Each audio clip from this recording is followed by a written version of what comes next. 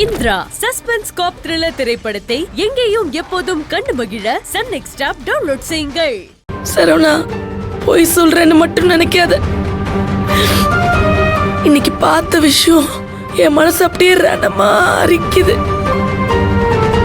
பூங்கொடி படிக்கிறதுனால எனக்கு என்னப்பா கஷ்டம்? அவளை நான் என் தலையிலயா சுமந்துகிட்டு இருக்கேன். அவ படிக்கிறது நல்லதுன்னு நினைக்கிறவனா?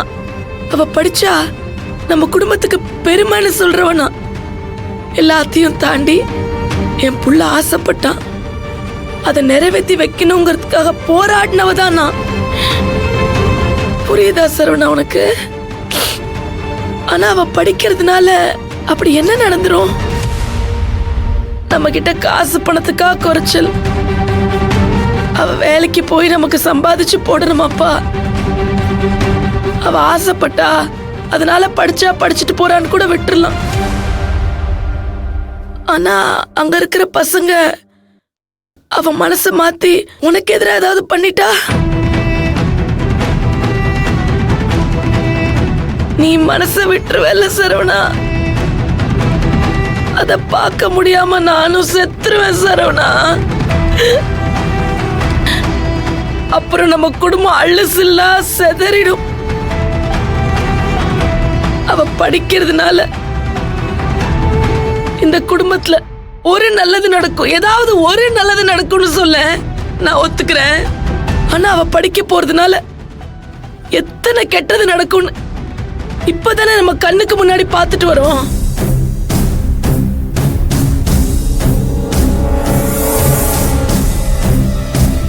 சரவணா, இப்பதான்ப்பா நம்ம ரொம்ப முக்கியமான கட்டத்துல இருக்கோம்.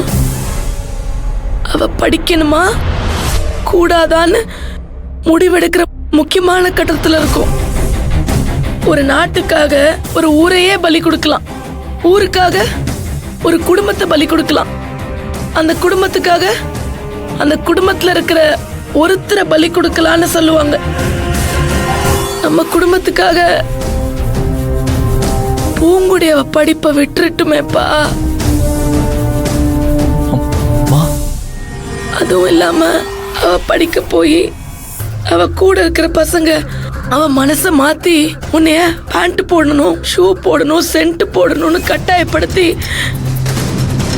உன்னை கோர்ட்டு கேஸ் அலைய வச்சுட்டா,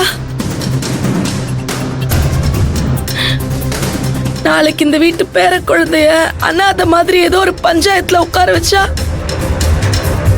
ஐயோ அம்மா அன்னைக்கே கதர்னாங்களே, நம்ம கேட்காம விட்டுட்டோமே, அதனால தானே நம்ம அம்மாவை இழந்துட்டோம், இல்லைன்னா அம்மா இன்னைக்கு என் கூட உயிரோட இருந்திருப்பாங்கன்னு சொல்லி நீ கதர்னா, அம்மா திரும்ப வரமாட்டேன்பா. செத்தவ எப்படி சரவணா திரும்பி வருவா? ஐயோ அம்மா, என்னம்மா இப்படி எல்லாம் சொல்றீங்க? சரவணா, நான் ஏன் இப்ப இதெல்லாம் சொல்லிக்கிட்டு இருக்கேன்? நம்ம குடும்பத்தோட நல்லதுக்கு தானே. முடிவெடுக்க வேண்டியது உன் கையில தான் சரவணா இருக்கு. போலாம். அம்மா, எனக்கு தலையெல்லாம் ஒரு மாதிரியா இருக்கு.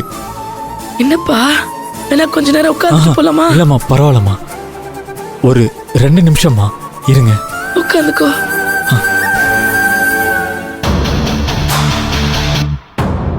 எப்படி உன்னை குழப்பி விட்டேன் பாத்தியா? அதாண்டா மகேஸ்வரி.